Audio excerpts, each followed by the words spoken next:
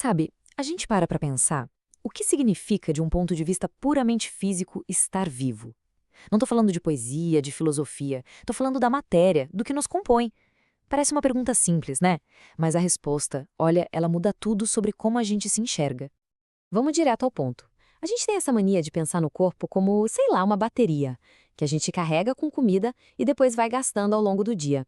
Só que a realidade física é muito mais intensa e, para ser bem sincero, muito mais frágil. A vida não é sobre ter um estoque de energia, é sobre o ato constante, incessante de produzir essa energia a cada milissegundo. Pensa nisso, é um fluxo, não um tanque de combustível.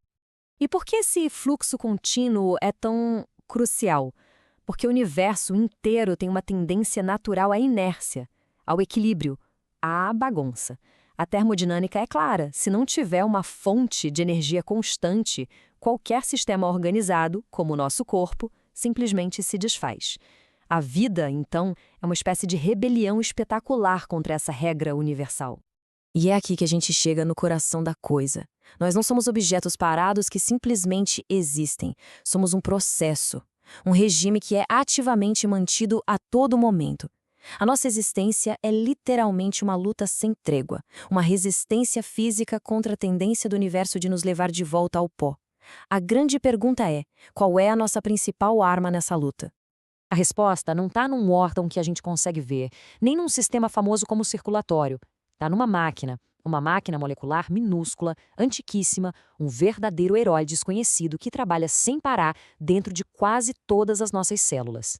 É ele o verdadeiro centro de gravidade da nossa existência. O nome dessa máquina é ATP sintase. E olha, não é só uma enzima qualquer, é uma turbina de verdade, uma obra-prima da engenharia molecular, com uma origem que vem lá do começo da vida complexa.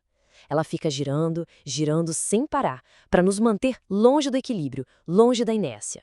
É ela que transforma um potencial elétrico em trabalho biológico real. E a que velocidade essa turbina gira? É aqui que a coisa fica absurda. Cerca de 100 Hz. Isso quer dizer o quê? Quer dizer 100 rotações por segundo.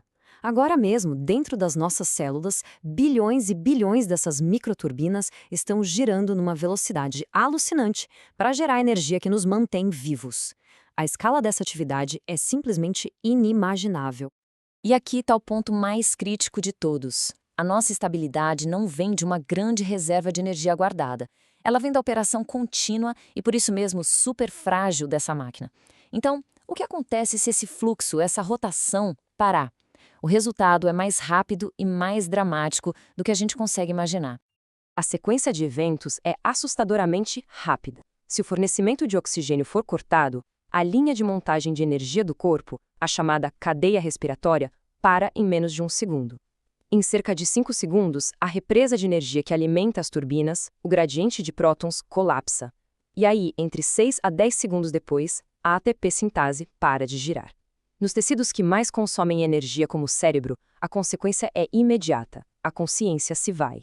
A gente é tão estável quanto o nosso elo mais fraco e mais rápido. Isso tudo nos leva a uma outra descoberta, que é talvez ainda mais surpreendente. Esse trabalho todo de nos manter vivos, ele não é distribuído de forma igual pelo corpo. Pelo contrário, existe uma assimetria de poder que é simplesmente extrema. A grande verdade é que a maior parte do nosso corpo está, de certa forma, só pegando uma carona. Todo o sistema é sustentado pelo trabalho de um pequeno grupo de elite de células superpotentes. Uma minoria funcional que carrega todo o resto nas costas. E os números, eles não mentem.